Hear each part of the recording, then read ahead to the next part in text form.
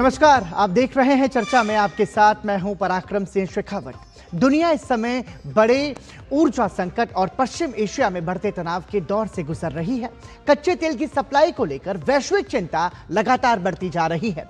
ऐसे माहौल में प्रधानमंत्री नरेंद्र मोदी ने देशवासियों से एक बड़ी और महत्वपूर्ण अपील की है। प्रधानमंत्री ने लोगों से पेट्रोल, डीजल और गैस जैसी पेट्रोलियम चीजों का बहुत ही सोच समझकर इस्तेमाल करने की अपील की है। इतना ही नहीं, प्रधानमंत्री ने लोगों से 1 साल तक सोने के नए गहने नहीं खरीदने की भी अपील की है। प्रधानमंत्री ने कहा कि यह समय वैश्विक संकट के बीच, आर्थिक अस्थिरता के बीच विदेशी मुद्रा को बचाने का समय है। उन्होंने साफ कहा कि विदेशी मुद्रा बचाना और देश के संसाधनों की रक्षा करना आज के समय में देशभक्ति का एक बड़ा हिस्सा है। प्रधानमंत्री मोदी ने कहा कि भारत अपनी जरूरत का बड़ा हिस्सा विदेशों से आने वाले कच्चे तेल से पूरा करता है। ऐसे में अगर लोग जरूरत से ज्यादा पेट्रोल, डीजल और गैस का इस्तेमाल करेंगे तो इसका सीधा असर देश की अर्थव्यवस्था पर पड़ेगा।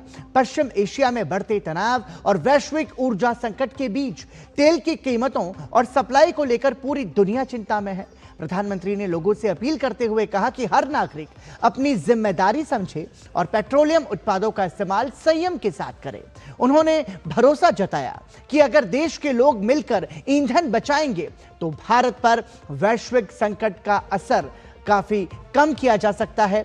सभी के सामूहिक प्रयासों से हम इस चुनौती से भी निपट सकते हैं। और प्रधानमंत्री मोदी ने कोरोना काल के दौरान अपनाए गए वर्क फ्रॉम होम मॉडल का भी जिक्र किया। उन्होंने कहा कि जहां संभव हो वहां दोबारा घर से काम करने की व्यवस्था को प्राथमिकता दिया जाना चाहिए। साथ ही उन्होंने लोगों से ऑनलाइन मीटिंग और वीडियो कॉन्फ्रेंसिंग का ज्यादा इस्तेमाल करने की अपील भी की ताकि अनावश्यक यात्रा और ईंधन की खपत कम हो सके। प्रधानमंत्री की अपील का सबसे ज्यादा चर्चा वाला हिस्सा सोने की खरीद को लेकर रहा। प्रधानमंत्री मोदी ने कहा कि भारत में भारी मात्रा में सोना आयात किया जाता है और इस पर देश की बहुत बड़ी विदेशी मुद्रा खर्च होती है। उन्होंने पुराने समय की याद दिलाते हुए कहा कि युद्ध और संकट के दौर में लोग देश हित में अपना सोना दान कर देते थे। हालांकि उन्होंने यह भी स्पष्ट किया कि सरकार को किसी से भी सोना दान में नहीं चाहिए, लेकिन देश हित में लोगों को कम से कम 1 साल तक सोने के नए गहने खरीदने से बचना चाहिए। प्रधानमंत्री मोदी ने कहा कि चाहे शादी हो या कोई बड़ा पारिवारिक कार्यक्रम, लोगों को यह संकल्प लेना चाहिए कि वो 1 साल तक सोने की नई खरीदारी नहीं करेंगे। प्रधानमंत्री ने किसानों से भी अपील की कि वो सरकार की ओर से उपलब्ध कराई जा रही सस्ती खाद का सही तरीके से इस्तेमाल करें। उन्होंने कहा कि जो खाद दुनिया में हजारों रुपयों में बिक रही है, उसे भारत सरकार किसानों को बेहद कम कीमत पर उपलब्ध करा रही है। इसके साथ ही प्रधानमंत्री मोदी ने यह भी बताया कि सरकार ऊर्जा के वैकल्पिक स्रोतों पर भी लगातार तेजी से काम कर रही है। उन्होंने कहा कि भारत आज सौर ऊर्जा के क्षेत्र में दुनिया के बड़े देशों में शामिल हो चुका है। पेट्रोल में इथेनॉल मिलाने का काम तेजी से बढ़ाया जा रहा है ताकि कच्चे तेल पर निर्भरता कम हो सके। चर्चा में आज समझने की कोशिश प्रधानमंत्री की अपील के मायनों को।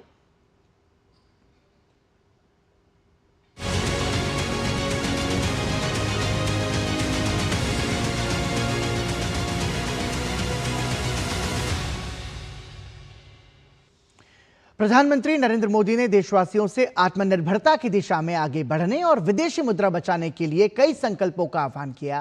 प्रधानमंत्री ने कहा कि हमें पेट्रोल डीजल का संयम से प्रयोग करना होगा। प्रधानमंत्री ने पेट्रोल डीजल की खपत कम करने के लिए देशवासियों से वैकल्पिक साधनों को चुनने का आह्वान किया। हमें कर्तव्यों को सर्वोपरि रखते हुए कुछ संकल्प लेने होंगे और उन संकल्पों को पूरे समर्पण भाव से पूरा करना होगा। जैसे एक बड़ा संकल्प है पेट्रोल डीजल का संयम से इस्तेमाल करना। साथियों, हमें पेट्रोल डीजल का उपयोग कम करना होगा। शहरों में जहां मेट्रो है वहां हम तय करें कि हम मेट्रो का ही उपयोग करेंगे, ज्यादा से ज्यादा मेट्रो में ही जाएंगे। अगर कार में ही जाना जरूरी है तो फिर कार पूल करने का प्रयास करें और भी लोगों को साथ बिठा ले। अगर हमें कहीं सामान भेजना हो तो कोशिश करनी है कि वह ज्यादा से ज्यादा रेलवे गुड्स के जो ट्रेन होती है रेलवे की सर्विसेज से भेजें, ताकि इलेक्ट्रिक रेलवे होने के कारण पेट्रोल डीजल की जरूरत नहीं पड़ती है। जिन लोगों के पास इलेक्ट्रिक व्हीकल है वो भी कोशिश करें कि इलेक्ट्रिक व्हीकल का ज्यादा से ज्यादा उपयोग करें। साथ ही प्रधानमंत्री ने विदेशों में शादी के आयोजन और अनावश्यक विदेश यात्राओं की भी चर्चा की। प्रधानमंत्री ने विदेशी मुद्रा खर्च होने से बचाने के लिए 1 वर्ष तक ऐसी विदेश यात्राएं टालने का आह्वान किया। आज जो संकट है उसमें हमें विदेशी मुद्रा बचाने पर भी बहुत जोर देना होगा, क्योंकि दुनिया में पेट्रोल डीजल इतना ज्यादा महंगा हो गया है, पहले से कई गुना ज्यादा कीमतें बढ़ गई है। तो हम सबका दायित्व है कि पेट्रोल डीजल की खरीद पर जो विदेशी मुद्रा खर्च होती है, पेट्रोल डीजल बचाकर हमें वो मुद्रा भी बचानी है। इसके लिए हमारे छोटे छोटे प्रयास भी देश की बहुत मदद कर सकते हैं। जैसे आजकल जो विदेशों में शादियों का, विदेशों में घूमने का, विदेशों में वैकेशन पर जाने का मिडिल क्लास में कल्चर बढ़ता जा रहा है। हमें तय करना होगा कि जब ये संकट का काल है और हमारी देशभक्ति हमें ललकार रही है, तो कम से कम 1 साल के लिए हमें विदेशों में जाने की बातों को टालना चाहिए। भारत में बहुत सारी जगह है, वहां हम जा सकते हैं। बहुत कुछ भारत में किया जा सकता है।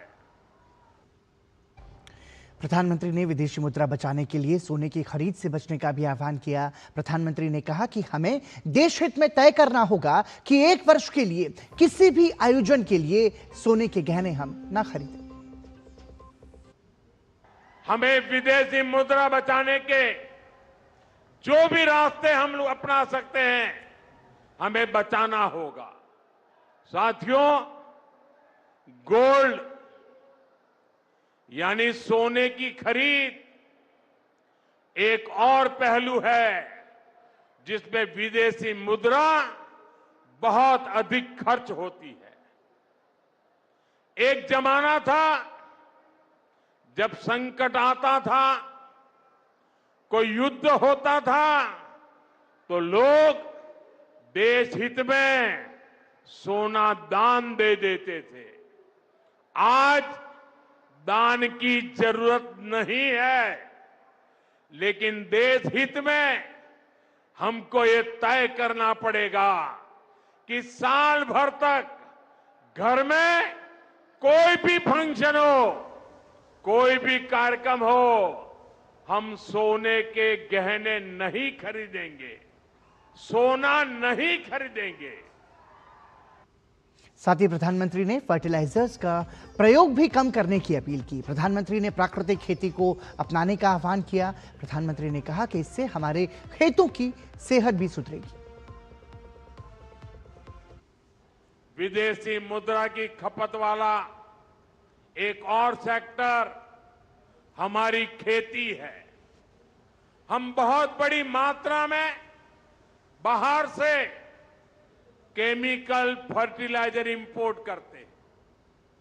केमिकल फर्टिलाइजर खेती के कारण हमारी धरती मां को बहुत पीड़ा हो रही है, हमारे खेत बर्बाद हो रहे हैं। अगर आज हम अपने खेत को नहीं बचाएंगे तो भविष्य में फसलों पर भी खतरा आ जाएगा। इसलिए बहुत जरूरी है कि हम केमिकल फर्टिलाइजर की खपत 25%, 30%, 40%, 50% उसको घटाए, आधी कर दे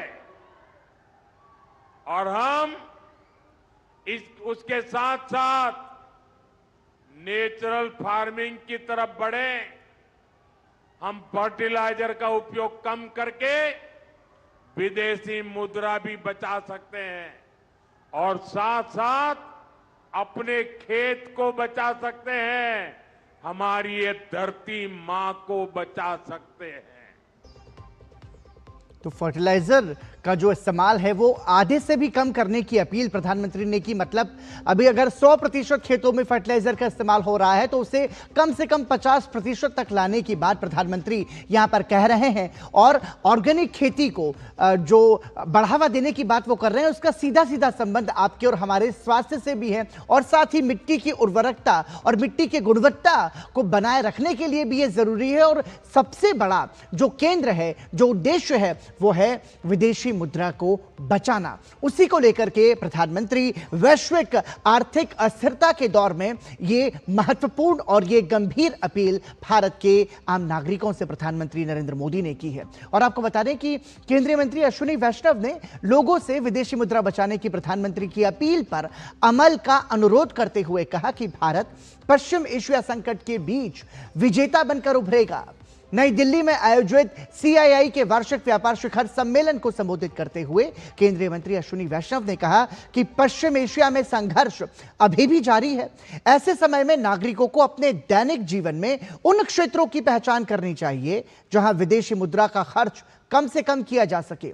उन्होंने इस बात पर जोर दिया कि देश के लिए आर्थिक मोर्चे पर जिम्मेदारी से काम करना महत्वपूर्ण है। Honorable Prime Minister Shri Narendra Modi ji yesterday gave a very clarion call to the entire country. We are living in very turbulent times. For no fault of ours, for a war which is there between two different countries in our neighborhood, the entire world is getting affected by it. And of course we are also affected by it, because we have a large energy import infrastructure which has to be met through our foreign currency reserves. So that's why our Prime Minister has given this clarion call that despite this turbulence in the entire world, so far we have been able to manage it so well. और साथ ही केंद्रीय मंत्री अश्विनी वैष्णव ने स्पष्ट किया कि नागरिक अपनी जीवन शैली में बदलाव लाकर विदेशी मुद्रा बचाने में मदद कर सकते हैं। उन्होंने डीजल और पेट्रोल का उदाहरण देते हुए कहा कि भारत के पड़ोसी देशों में पेट्रोल और डीजल की कीमतें बढ़ने के बावजूद भारत में पेट्रोल और डीजल की कीमतें काफी हद तक नियंत्रित हैं। उन्होंने व्यापारियों और उद्यमियों से भी अपील की कि वो अपने स्तर पर विदेशी मुद्रा बचाने के रास्ते खोजें। उन्होंने जोर दिया कि हमें केवल बचत ही नहीं करनी है, बल्कि ज्यादा से ज्यादा विदेशी मुद्रा कमाने के प्रयास भी करने होंगे। ये दोनों प्रक्रियाएं साथ साथ चलनी चाहिए। Since the war is now still going on, and yesterday's developments we all know that truce is still far away, we as citizens, as our Prime Minister has asked all of us to, can reduce our expenditure on everything that requires foreign exchange to be spent. And in our lives, in our own ways of working, we can identify whatever we can do to preserve the foreign exchange. Simultaneously, we must also earn the foreign exchange more and more. Both things have to go in parallel. So I'll request all of you to take cognizance of Honorable Prime Minister's call to the nation, and within your own means, within your own enterprises, within your own businesses, try to do whatever best you can. तो वैश्विक संकट से उपजी आर्थिक अस्थिरता को संतुलित करने के जो तमाम सारे प्रयास हैं वो दुनिया के कई सारे देश जो हैं वो ले रहे हैं और उसी के तहत भारत में भी ये प्रयास की अपील प्रधानमंत्री नरेंद्र मोदी द्वारा भारत के नागरिकों से की गई है। इसलिए हम सभी को यदि सामूहिक प्रयास के साथ हम आगे बढ़ेंगे तो निश्चित रूप से हम इसका सामना कर पाएंगे। यहां रुकेंगे एक छोटे से ब्रेक के लिए। ब्रेक के बाद चर्चा को आगे बढ़ाएंगे। बने रहिए हमारे साथ। जब धरती चीर कर निकलता है लोहे का पत्थर और मिलता है मोंगिया के जोश से, फिर तपता है, पिघलता है और बनता है फौलाद। अब होता है सरिया सारी खूबियों के साथ। मोंगिया स्टील, मजबूत देश का मजबूत सरिया। अकाउंट ब्लॉक मत कीजिए, मैं अभी ओटीपी देता हूँ। शंकर थोड़ा ध्यान से। सर आप थोड़ा ध्यान से। बैंक कभी ओटीपी, पिन या आपकी पर्सनल जानकारी नहीं मांगता। ये फ्रॉड है, फ्रॉड। आरबीआई कहता है ओटीपी या पिन के लिए कॉल या मैसेज आए तो थोड़ा ध्यान से।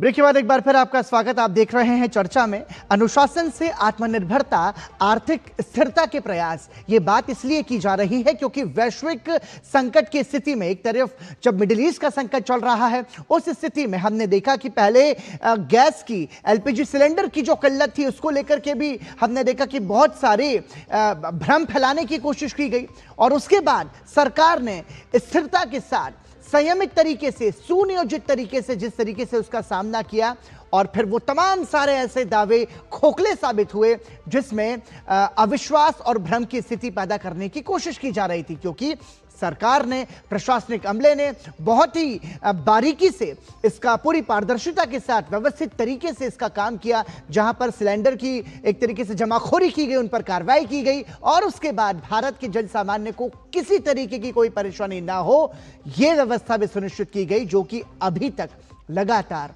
जारी है। और इन सब के बीच में प्रधानमंत्री नरेंद्र मोदी ने भी विदेशी मुद्रा को बचाने की अपील करते हुए देशवासियों से अपील की है कि हम संयमित तरीके से रहें और आर्थिक अस्थिरता के बीच में हम इस संकट का सामूहिक रूप से सामना करें। इस पर ज्यादा बातचीत के लिए सीधा रुख करेंगे हमारे सहयोगी अखिलेश सुमन का। अखिलेश, वैश्विक संकट के बीच आर्थिक अस्थिरता की स्थिति में प्रधानमंत्री नरेंद्र मोदी की विदेशी मुद्रा को बचाने की अपील, इसके मायने क्या हैं, इसकी आवश्यकता क्या है? देखिए, इसके मायने अगर पूछे तो इसके मायने बहुत ही साफ हैं और इसके मायने साफ ये हैं कि हम शाहखर्ची से बचें, क्योंकि जो उन्होंने जो कहा है वो उन लोगों के लिए कहा है जो शाहखर्ची करते हैं। मान लीजिए कि किसी के पास 5 गाड़ियां हैं, 5 गाड़ी की बजाय 1 गाड़ी से चलें। उन्होंने मेट्रो का भी उदाहरण दिया कि मेट्रो में चलें ताकि पेट्रोल या डीजल की बचत हो।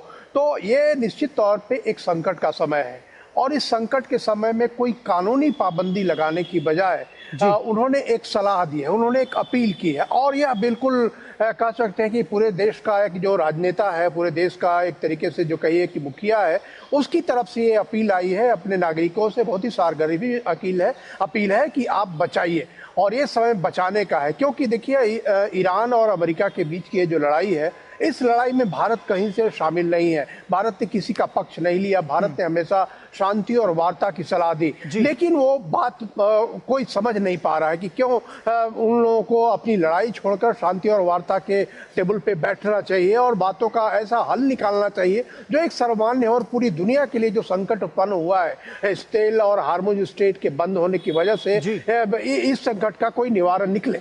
लेकिन निश्चित तौर पर दिख नहीं रहा है और यूनाइटेड नेशन जैसे संस्थाएं, अंतर्राष्ट्रीय संस्थाएं भी इस मामले में कोई हस्तक्षेप नहीं कर पा रही है। सिक्योरिटी काउंसिल विफल हो गया है। तो ऐसे में प्रधानमंत्री के सामने एक ये उपाय है कि वे देश के नागरिकों से कहें कि इस संकट का मुकाबला करना है। अभी ये संकट है, ये आया है, चला भी जाएगा, लेकिन इस संकट का मुकाबला ऐसे करें जैसे संकट पता न चले कि संकट जैसी कोई स्थिति है। इसलिए शाहखर्ची को रोकना जरूरी है। और इसीलिए उन्होंने कहा कि पेट्रोल डीजल के उपयोग को कम करें, सोना खरीदना कम करें, ताकि विदेशी मुद्रा जब होती है तो विदेशी मुद्रा आपको बहुत सारी ऐसी चीजें के लिए उसको रिजर्व रखा जाता है जो कि कई बार बहुत ही संकट की स्थिति में जरूरी हो जाता है उसका उपयोग करना। और अभी भी हमको एक जितना भी तेल और गैस मिलेगा बाहर से उसको तो खरीदना ही पड़ेगा। इसीलिए बाहर अगर हम जाते हैं, कोई बाहर जाता है घूमने के लिए तो उसे डॉलर खरीदना पड़ता है, डॉलर लेकर जाना पड़ता है और डॉलर वहीं खर्च होता है, तो अब देश में कुछ आता नहीं है।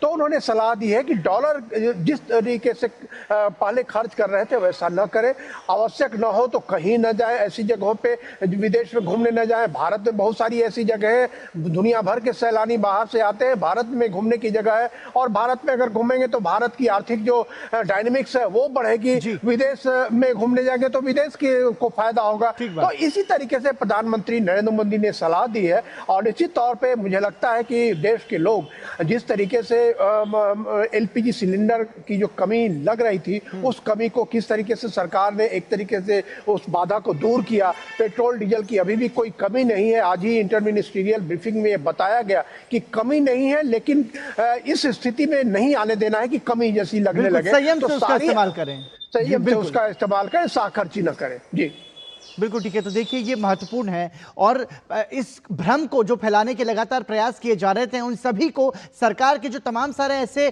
कार्य हैं उनकी जो सुनियोजित ढंग से उनकी जो तैयारी और प्लानिंग है उसमें हमने देखा कि वो कारगर साबित हुई और ये सारे भ्रम झूठे साबित हुए। इसीलिए ये एक तरीके से प्रिवेंशनरी मेजर्स हैं, इसे इस तरीके से समझना जरूरी है। रुक रहे हैं छोटे से ब्रेक के लिए, बने रहिए हमारे साथ। मास्टर जी नमस्ते, 2 ड्रेसेस बनानी है, ठीक है? ऐसा कुछ। लेकिन मास्टर जी 4 दिन में पार्टी है, बन जाएगी ना पक्का? हो जाएगा। कैसे? फैशन चेंजेस हमेशा, उषा हमेशा।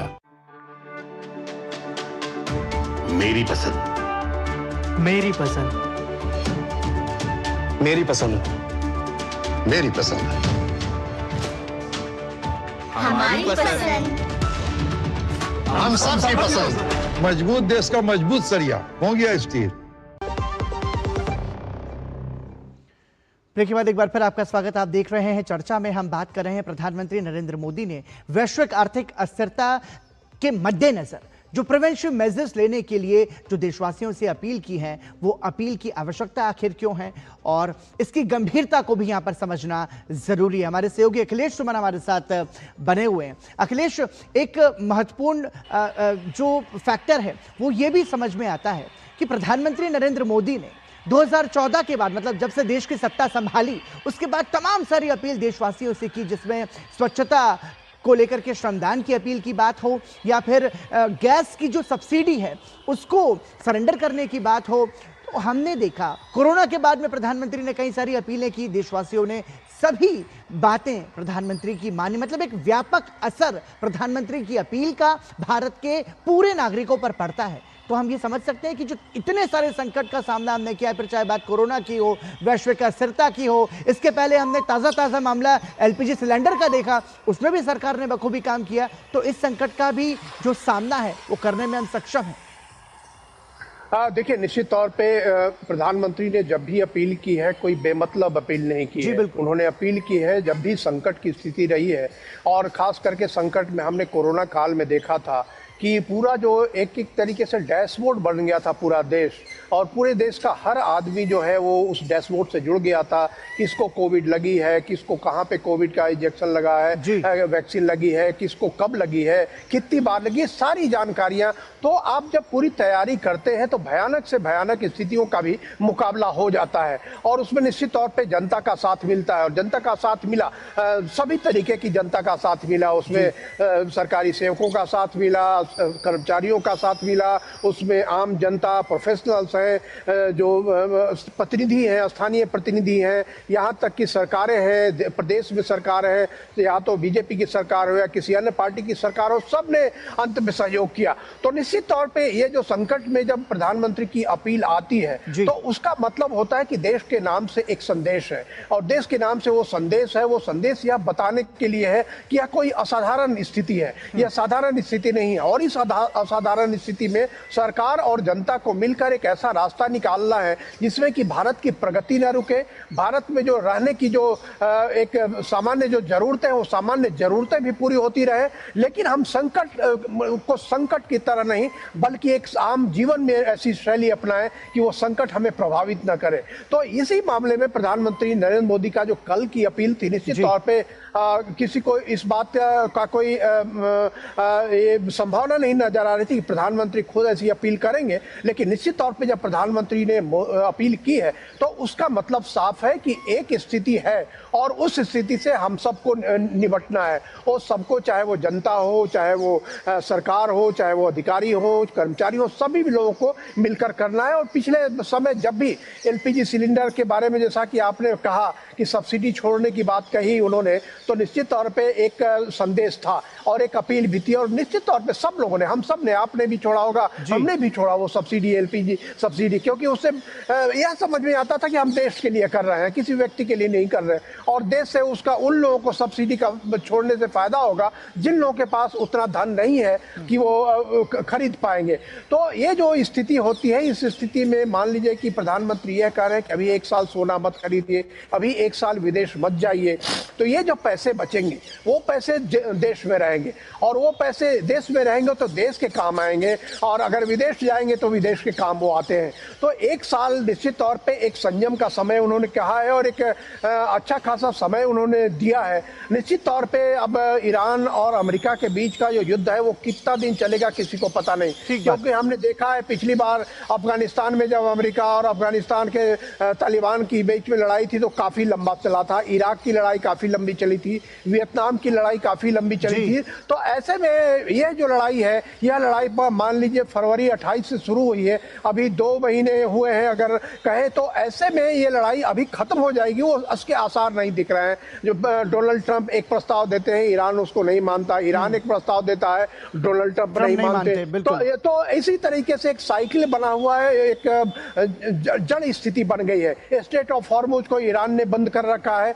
फिर अमेरिका ने इधर जो है कोई गल्फ ऑफ ओमान को बंद रखा है, जो अरेबियन सी है उसको बंद रखा है। तो इस जिद में दोनों लगे हुए हैं और ऐसे में भारत जैसे देशों का बड़ा नुकसान हो रहा है, ग्लोबल साउथ के देशों का बड़ा नुकसान हो रहा है, यहाँ तक कि यूरोप और अफ्रीका के देश भी बड़े नुकसान में है, उनके सबके सामने एक संकट की स्थिति है। और इसलिए प्रधानमंत्री का जो अपील है बहुत ही मौजू है और मुझे लगता है कि जनता इस बात पर सोचेगी और उसके हिसाब से काम करेगी। जी, यहाँ पर एक महत्वपूर्ण बात समझने की ये भी है, जरा देखिए जिस तरीके का वैश्विक संकट और वैश्विक अस्थिरता है, मतलब दुनिया के शक्ति संपन्न देश जो हैं वो युद्धग्रस्त हैं। फिर बात है वो अमेरिका, इजराइल की हम बात करें, एक तरीके से उत्तर कोरिया, दक्षिण कोरिया के बीच लड़ाई की हम बात करें, रूस और यूक्रेन युद्ध की, तो कई सारे ऐसे बड़े देश हैं जो कि संकट की स्थिति में है और उसकी वजह से ये जो तेल का संकट जो उत्पन्न हुआ है ये भी बहुत बड़ा सवाल खड़े करता है। लेकिन आप ये सोचिए कि भारत और भारत का नेतृत्व इस समय क्या कर रहा है।